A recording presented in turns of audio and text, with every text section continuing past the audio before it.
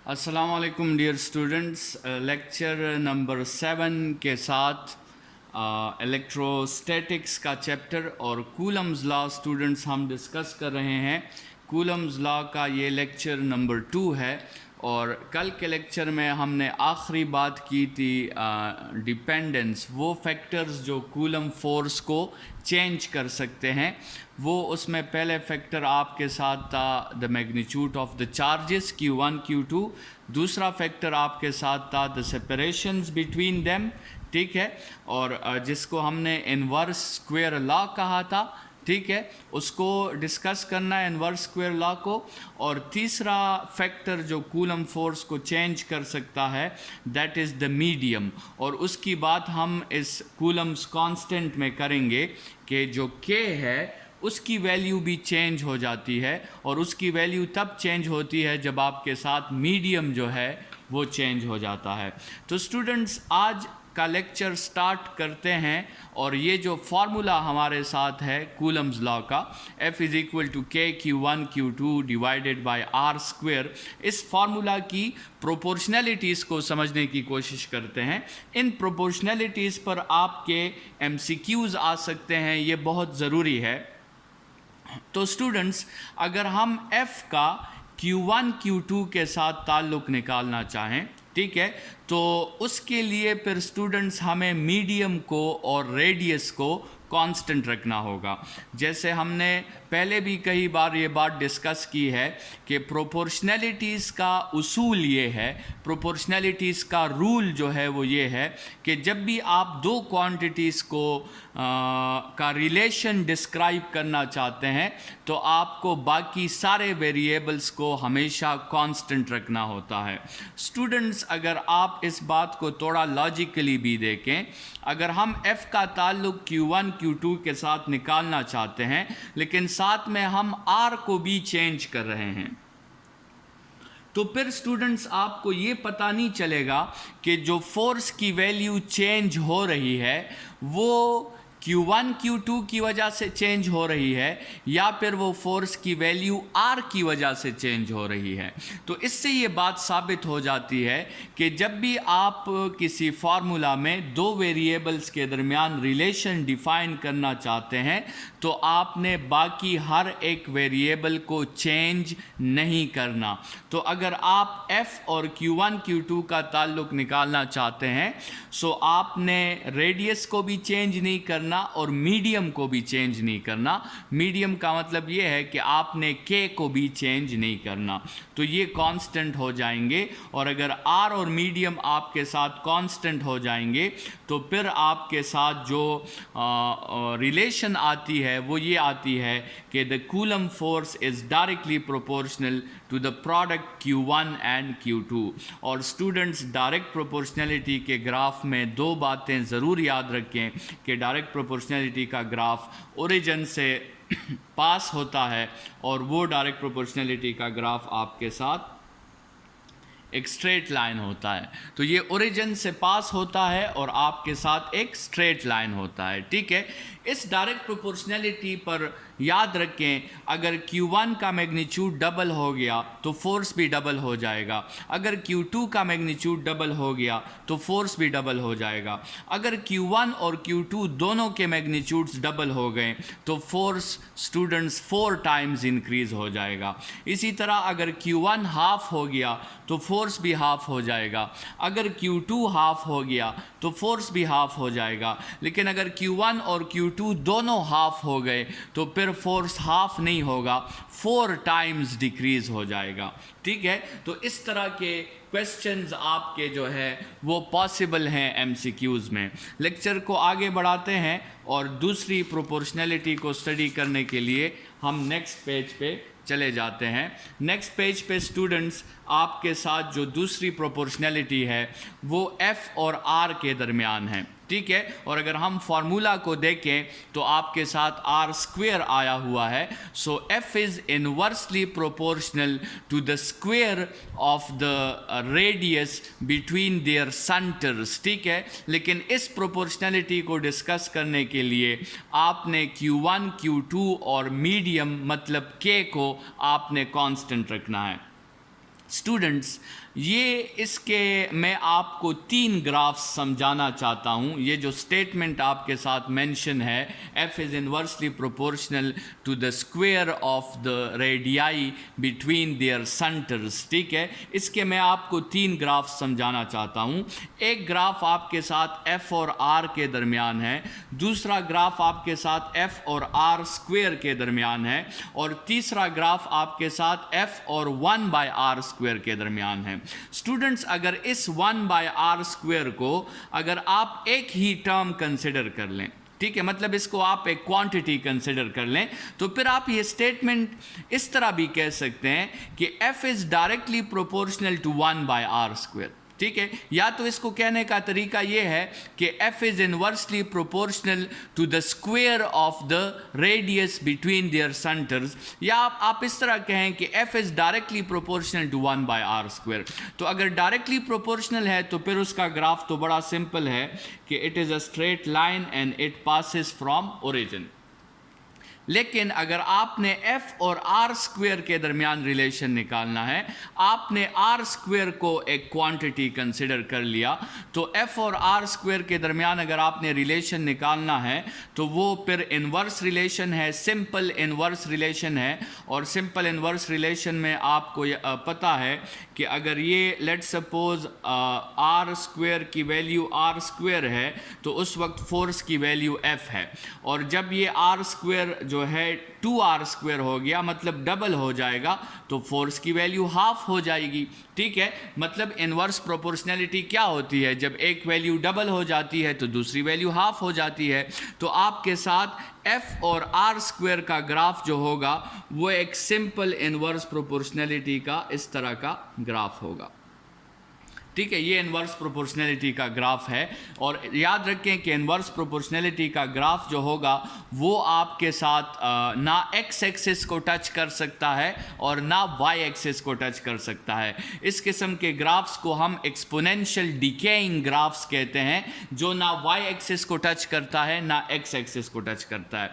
Students, लेकिन अगर हम f और r का ताल्लुक निकाल लें, देखें स्टूडेंट्स, अगर पहले रेडियस की वैल्यू r थी तो उस वक्त फोर्स जो है वो f था।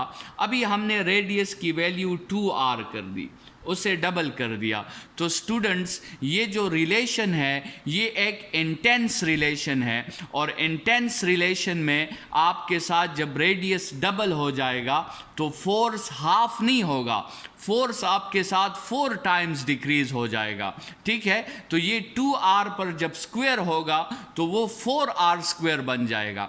तो आपके साथ फोर्स जो है वो f/2 नहीं होगा, बल्कि फोर्स f/4 हो जाएगा। आपके साथ ये पॉइंट आएगा, और ये आपने ये ग्राफ को इस तरह ड्रॉ कर लिया। तो स्टूडेंट्स, इस ग्राफ और इस ग्राफ को आपको ये दोनों सिमिलर नज़र आएंगे, लेकिन ये दोनों सिमिलर नहीं है। इसमें जो डिक्रीज का रेट है वो कांस्टेंट है, और इसमें थोड़ा सा ज़्यादा डिक्रीज आया है, ठीक है। तो ये इन दोनों ग्राफ्स में आपके साथ फ़र्क है कि ये अगर हमने r स्क्वायर को 2r स्क्वायर कर दिया तो फोर्स हाफ हो जाएगा, लेकिन अगर आपने r को 2r कर दिया तो फोर्स स्टूडेंट्स हाफ नहीं होगा, फोर्स 4 टाइम्स डिक्रीज हो जाएगा। तो ये इन दो ग्राफ्स में आपके साथ डिफरेंस है। स्टूडेंट्स, ये जो प्रोपोर्शनैलिटीज़ होती हैं इनकी 3 टाइप्स होती हैं। ये 3 टाइप्स यहाँ पे आप ज़रा समझ लें, क्योंकि ये आगे आपको बहुत हेल्प करेंगे। आपके साथ लेट सपोज 2 वेरिएबल्स हैं y और x, तो या तो आप इस तरह लिख सकते हैं कि y is directly proportional to x, या आप लिख सकते हैं कि y is directly proportional to x square, और या फिर आप लिख सकते हैं कि y is directly proportional to √x। ये 3 किस्म की प्रोपोर्शनैलिटीज़ होती हैं। ये पहले प्रोपोर्शनैलिटी को स्टूडेंट्स हम कहते हैं सिंपल प्रोपोर्शनैलिटी। सिंपल प्रोपोर्शनैलिटी, इसमें क्या रूल होता है कि अगर x डबल हो गया तो y भी डबल हो जाएगा, x हाफ हो गया तो y भी हाफ हो जाएगा, x में 10% चेंजेस आएंगे तो y में भी 10% चेंजेस आएंगे। लेकिन ये जो आपके साथ प्रोपोर्शनैलिटी है स्टूडेंट्स, इसको हम कहते हैं इंटेंस प्रोपोर्शनैलिटी। इसमें अगर x डबल हो जाएगा तो y डबल नहीं होगा, बल्कि y 4 टाइम्स इंक्रीज हो जाएगा। अगर x 3 टाइम्स इंक्रीज होगा तो y 9 टाइम्स इंक्रीज होगा। मतलब x के थोड़े से चेंजेस में y की ज़्यादा चेंजेस आपके साथ आएंगी। स्टूडेंट्स, इसका ग्राफ जो है, अगर हम यहाँ पर y और x का ग्राफ बनाएं तो ये तो स्ट्रेट लाइन होगा, लेकिन अगर हम इस दूसरे इंटेंस के लिए y और x का ग्राफ बनाएं तो ये ग्राफ इस तरह इंक्रीजिंग होगा। ठीक है, तो आपके साथ इंक्रीजिंग या इंटेंस प्रोपोर्शनलिटी ये होती है कि x में थोड़ी चेंजेस आती हैं और y में उसके मुकाबले में ज़्यादा चेंजेस आती हैं। और स्टूडेंट्स, ये जो प्रोपोर्शनलिटी है, दिस इज़ कॉल्ड, इसको हम कह सकते हैं स्लो प्रोपोर्शनलिटी। इसमें x में ज़्यादा चेंजेस आएंगी, y में कम चेंजेस आएंगी। मतलब x अगर 4 टाइम्स बढ़ जाएगा तो y सिर्फ 2 टाइम्स बढ़ेगा। x अगर 9 टाइम्स बढ़ जाएगा तो √9 3 के इक्वल होता है, तो y सिर्फ 3 टाइम्स बढ़ेगा। x अगर 16 टाइम्स बढ़ेगा तो y सिर्फ 4 टाइम्स बढ़ेगा। और स्टूडेंट्स, यहाँ पर अगर आप y और x का ग्राफ बनाना चाहते हैं तो इसका ग्राफ फिर इस तरह बनेगा। तो ये आपके साथ प्रोपोर्शनलिटीज़ की 3 टाइप्स हैं। ये वाली प्रोपोर्शनलिटी जो है ये तो एक इन्वर्स है, और इन्वर्स के साथ साथ ये इंटेंस प्रोपोर्शनलिटी है, क्योंकि रेडियस को अगर आप डबल कर दें तो फोर्स हाफ नहीं होता, फोर्स 4 टाइम्स डिक्रीज हो जाता है। स्टूडेंट्स, आगे बढ़ते हैं और लेक्चर के स्टार्ट में जिस लॉ की हम बात कर रहे थे, इन्वर्स स्क्वायर लॉ, ये जो स्टेटमेंट आपके साथ है, ये अगर आप देखें ये स्टेटमेंट या ये स्टेटमेंट आपको सिर्फ कूलम्स लॉ में नज़र नहीं आएगी। ये स्टेटमेंट आपको ग्रेविटेशनल फोर्स में नज़र आएगी, G m1 m2 divided by r square, वहाँ आपको ये नज़र आएगी।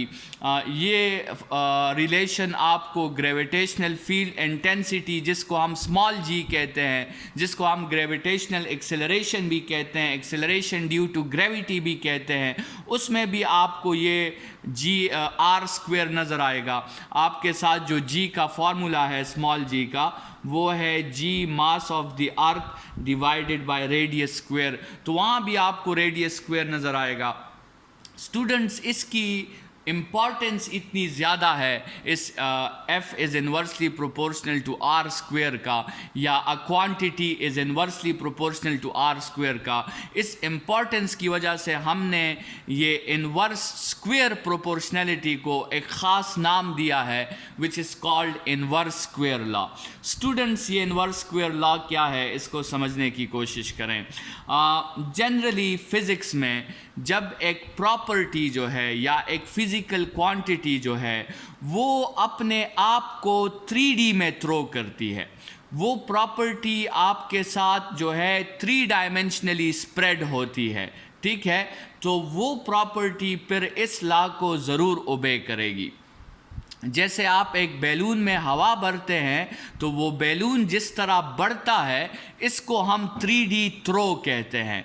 जो प्रॉपर्टी 3D में बढ़ती है, जिस तरह एक बैलून जो है जब आप उसमें एयर पुश करते हैं और वो बैलून को आप हर तरफ से देखें तो वो इंक्रीज़ हो रहा होता है, तो इसको हम क्या कहते हैं, 3D थ्रो कहते हैं, ठीक है। या लेट्स सपोज आपके साथ एक स्प्रे का मशीन है, जब आप उस मशीन को ऑन करते हैं तो स्प्रे के पार्टिकल्स 3D में स्प्रेड हो जाते हैं, तो इसलिए हम इसको 3D थ्रो कहते हैं। तो जब भी फिज़िक्स में कोई प्रॉपर्टी या कोई फिज़िकल क्वांटिटी आपके साथ 3D में थ्रो होगी, वो 3 डायमेंशन में स्प्रेड हो जाएगी, मतलब वो x एक्सिस में भी स्प्रेड होगी, y एक्सिस में भी स्प्रेड होगी और z एक्सिस में भी स्प्रेड होगी, तो फिर उस प्रॉपर्टी का इन्वर्स स्क्वायर लॉ को ओबे करना ज़रूरी है, वो ज़रूर इन्वर्स स्क्वायर लॉ को ओबे करेगा।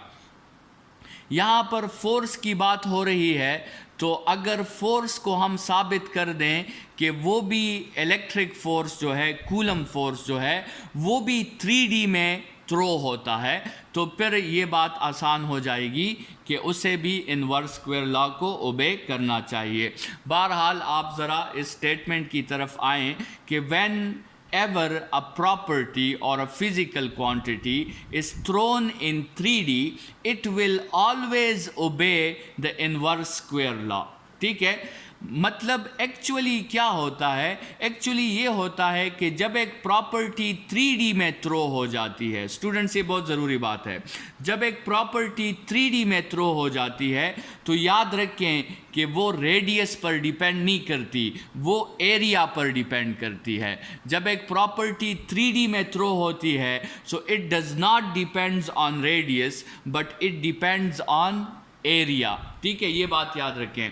इसको, इस एग्ज़ाम्पल को एक्सप्लेन करने के लिए स्टूडेंट्स मैंने एक जो है एक एग्ज़ाम्पल लिया है जिसके थ्रू मैं इसको थोड़ा सा एक्सप्लेन करने की कोशिश करता हूँ।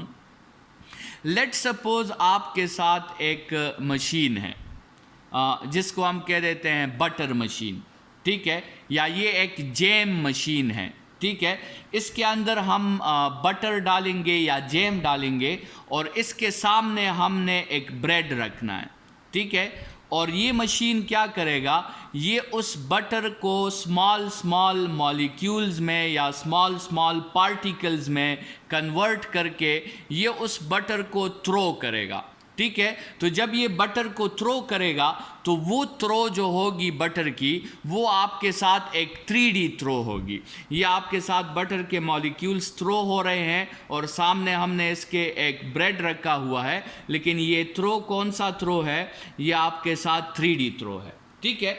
अच्छा, अभी स्टूडेंट्स हम यहाँ पर फाइंड करना चाहते हैं, इस ब्रेड पर हम फाइंड करना चाहते हैं बटर की इंटेंसिटी, बटर मॉलिक्यूल्स की शिद्दत, बटर मॉलिक्यूल्स की मिकदार, बटर मॉलिक्यूल्स की तादाद, और उसे हमने एक फिज़िकल क्वांटिटी कह दी और उसको हमने कहा बटर इंटेंसिटी। अभी बटर इंटेंसिटी क्या चीज़ है? बटर इंटेंसिटी की डिफिनीशन बड़ी सिंपल है कि the number of butter molecules per unit area, एक यूनिट एरिया में कितने बटर मॉलिक्यूल्स जो है वो स्ट्राइक हो रहे हैं। तो लेट्स सपोज ये आपके साथ एक यूनिट एरिया है और ये यूनिट एरिया इक्वल है किसके, 1 मीटर स्क्वायर के, ठीक है। अच्छा, और ये यूनिट एरिया हमने इस मशीन से कितने डिस्टेंस पे रखा है, ये हमने इस मशीन से R डिस्टेंस पे रखा हुआ है, ठीक है। तो आपके साथ बटर के मॉलिक्यूल्स जो हैं वो इस ब्रेड के साथ स्टिक हो जाते हैं और लेट्स सपोज कंसिडर करें कि बटर से 100 मॉलिक्यूल्स निकल रहे हैं, ठीक है। कंसिडर करें कि उससे 100 पार्टिकल्स थ्रो हो रहे हैं, लेकिन वो थ्रो क्या है, वो 3D थ्रो है। तो अगर आपने इस एरिया 1 पर अगर बटर की इंटेंसिटी फाइंड करनी है तो इस डिफिनीशन के थ्रू आप उसे फाइंड करेंगे। नंबर ऑफ बटर मॉलिक्यूल्स 100 हो गए पर यूनिट एरिया, मतलब 100 molecules divided by 1 metre square, ठीक है। ये इसकी बटर इंटेंसिटी आपके साथ आ जाएगी, 100 molecules on a unit area, ठीक है। फिर आप इस ब्रेड को बंद करके आराम से खा लें, आपको चम्मच उठाने की ज़रूरत नहीं पड़ेगी, ये हमारे साथ एक नया मशीन आ गया है। लेकिन स्टूडेंट्स अगर हम क्या करें, अगर हम इस ब्रेड को 2R डिस्टेंस पे रखते हैं तो स्टूडेंट्स इस स्प्रेड की वजह से, चूंकि ये 3D थ्रो है, 3D थ्रो में आपके साथ जो मटेरियल्स हैं, जो पार्टिकल्स हैं, वो स्प्रेड हो जाते हैं और वो जो है स्प्रेड होने की वजह से क्या होगा कि आपके साथ यहाँ पर एरिया पर छोटा नहीं आएगा, यहाँ पे आप ज़्यादा एरिया भी रख सकते हैं। यहाँ पर ज़्यादा एरिया रखने से कोई फ़ायदा नहीं है क्योंकि बटर के मॉलिक्यूल्स सिर्फ इस रीजन तक, इस स्प्रेडनेस तक पहुँच रहे हैं। लेकिन जब आप डिस्टेंस बढ़ा देंगे तो फिर आप ज़्यादा एरिया भी रख सकते हैं। लेकिन स्टूडेंट्स इस डिस्टेंस को बढ़ाने से एक बात तो आपको क्लियर हो जाएगी कि अभी बटर के मॉलिक्यूल्स एक ब्रेड पर कम लगेंगे। मतलब ये आप सोचें कि 2r डिस्टेंस पे हमने एक्चुअली क्या कर दिया है, 4 ब्रेड्स हमने लगा दिए हैं। ठीक है, 2r डिस्टेंस पे आपके साथ ये कितने ब्रेड्स लगे हैं, 4 ब्रेड्स लगे हैं। और स्टूडेंट्स वही 100 मॉलिक्यूल्स हैं, ठीक है, जो अभी 2r डिस्टेंस पर ब्रेड के साथ अटैच होंगे। तो स्टूडेंट्स आप खुद डिसाइड करें कि एक ब्रेड पर कितने पार्टिकल्स अटैच होंगे। एक ब्रेड पर आपके साथ सिर्फ 25 पार्टिकल्स अटैच होंगे। तो ये एरिया 2 जो है, एरिया 2 की वैल्यू असल में क्या है, 4 मीटर स्क्वायर है। तो अगर आपने इस एरिया 2 पर ब्रेड इंटेंसिटी फाइंड करनी है तो वो असल में आप क्या करेंगे students, 100 divided by 4 metre square करेंगे। तो इसको सिंप्लीफाई करने से आपके साथ क्या आंसर आ जाएगा, 25 डिवाइडेड बाय 1 मीटर स्क्वायर करेंगे। स्टूडेंट्स ज़रा इस वैल्यू को और इस वैल्यू को कंपेयर करें और अंदाज़ा लगाएं कि रेडियस को डबल करने से बटर की इंटेंसिटी हाफ हो गई है या 4 टाइम्स डिक्रीज हो गई है। तो आप क्लियरली देख सकते हैं कि रेडियस को डबल करने से, पहले रेडियस इतना था, अभी रेडियस डबल हो गया है। तो रेडियस को डबल करने से इंटेंसिटी जो है वो हाफ नहीं हुई बल्कि इंटेंसिटी 4 टाइम्स डिक्रीज हो गई है। तो ये आपने देखा कि 3D थ्रो में जब आप रेडियस को डबल करते हैं तो वो क्वांटिटी हाफ नहीं होती बल्कि वो 4 टाइम्स डिक्रीज हो जाती है। इसी को हम इनवर्स स्क्वायर लॉ कहते हैं। तो स्टूडेंट्स इसको समझने का आसान तरीका ये है कि असल में जो कूलम फोर्स है, जो कूलम फोर्स का फार्मूला आपके साथ है, जिसमें हम कहते हैं कि F is inversely proportional to R square. ये आर स्क्वेयर नहीं होना चाहिए था बल्कि ये होना चाहिए था कि F is inversely proportional to area होना चाहिए था। क्योंकि यहाँ पे देखिए हमने बात कर ली कि when a quantity is thrown in 3D that quantity does not depends on radius but that depends on area. तो इसका मतलब ये है कि कूलम्स लॉ में आर स्क्वेयर नहीं होना चाहिए था बल्कि आर स्क्वेयर की जगह क्या होना चाहिए था, एरिया आपके साथ होना चाहिए था। स्टूडेंट्स अगर ये एरिया होता तो ज़रा देखते हैं कि फिर हमारे साथ क्या रिजल्ट आता। यहाँ पे आप देखें स्टूडेंट्स, एक पॉजिटिव चार्ज है, ठीक है, और उस पॉजिटिव चार्ज ने ये अपना फील्ड बनाया हुआ है। ये सारा ये फील्ड लाइंस हैं आपके साथ, ये हम आगे पढ़ेंगे कि फील्ड लाइंस पॉजिटिव चार्ज की आउटवर्ड क्यों होती है। लेकिन फ़र्ज़ करें ये एक पॉजिटिव चार्ज है और उसने अपना एक इलेक्ट्रिक फील्ड जो है वो बनाया हुआ है। और हम क्या करते हैं, हमने एक आर डिस्टेंस ले लिया, ये आर डिस्टेंस है और ये डिस्टेंस आपके साथ 2r है। ये छोटे सर्कल का डिस्टेंस r है और बड़े सर्कल का डिस्टेंस आपके साथ 2r है। तो स्टूडेंट्स यहाँ पर भी अगर आप इस फील्ड को देखें तो ये फील्ड क्या हुआ है, ये 3D में स्प्रेड हुआ है। ये तो आपको मतलब एक सर्कल नज़र आ रहा है। तो एक्चुअली इस तरह नहीं होता। एक्चुअली जब एक चार्ज क्रिएट हो जाता है तो वो एक स्फीयर की तरह में इलेक्ट्रिक फील्ड बनाता है। जिस तरह मैंने आपसे कहा कि अगर एक चार्ज क्रिएट हो जाएगा तो वो फील्ड कैसे बनाएगा, वो फील्ड ऐसे बनाएगा जिस तरह आप एक बैलून में हवा भरते हैं, वो इस तरह 3 डायमेंशनली ग्रो करेगा उसका फील्ड, ठीक है। तो यहाँ पर भी इलेक्ट्रिक फील्ड के भी जितनी प्रॉपर्टीज़ हैं, चाहे वो फोर्स है चाहे वो फील्ड इंटेंसिटी है, उन सब को भी इनवर्स स्क्वायर लॉ को फॉलो करना होगा और उन सब को भी रेडियस के साथ रिलेट नहीं होना होगा और एरिया के साथ रिलेट होना होगा। तो अगर आपके साथ यहाँ इसको रीड करें, so the force and intensity does not depends on radius but it depends on area. क्यों? क्योंकि यहाँ पर जो फील्ड है वो 3D में स्प्रेड हो रही है। तो अगर ये एरिया पर डिपेंड करता है तो F is inversely proportional to area और फिर F is inversely proportional to sphere का जो एरिया होता है वो आपके साथ 4 पाई r स्क्वायर है।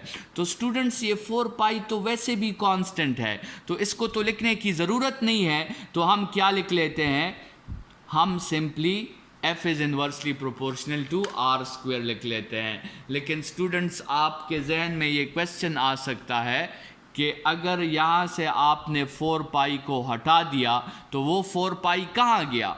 इस पे हम थोड़ी देर बाद या शायद नेक्स्ट लेक्चर में बात करें कि ये जो इन्वर्सली प्रोपोर्शनल टू एरिया में जो 4 पाई आर स्क्वायर आता है और आप वो 4 पाई नहीं लिखते तो वो 4 पाई आपके साथ कहाँ चला जाता है। लेकिन यहाँ पर स्टूडेंट्स इन्वर्स स्क्वायर लॉ का पूरा प्रोसेस आपको समझ आ जाना चाहिए कि वो क्वांटिटी जो 3D में थ्रो होती है स्टूडेंट्स वो रेडियस पर डिपेंड नहीं करती बल्कि वो एरिया पर डिपेंड करती है। स्टूडेंट्स इस लेक्चर के साथ ही आज का लेक्चर यहाँ पे वाइंड अप करते हैं। नेक्स्ट लेक्चर में हमने स्प्रिंग कांस्टेंट की बात करनी है और स्प्रिंग कांस्टेंट के साथ साथ हमने ये बात भी करनी है कि ये स्प्रिंग कांस्टेंट की नहीं, कूलम कांस्टेंट की जो k की वैल्यू है उस पे हमने बात करनी है और साथ में हमने इस 4 पाई को भी देखना है कि ये 4 पाई अगर यहाँ से गुम हो गया है तो वो 4 पाई कहाँ पे चला गया है। नेक्स्ट लेक्चर में मुलाकात करते हैं। इस लेक्चर के लिए इतना ही। Thank you students.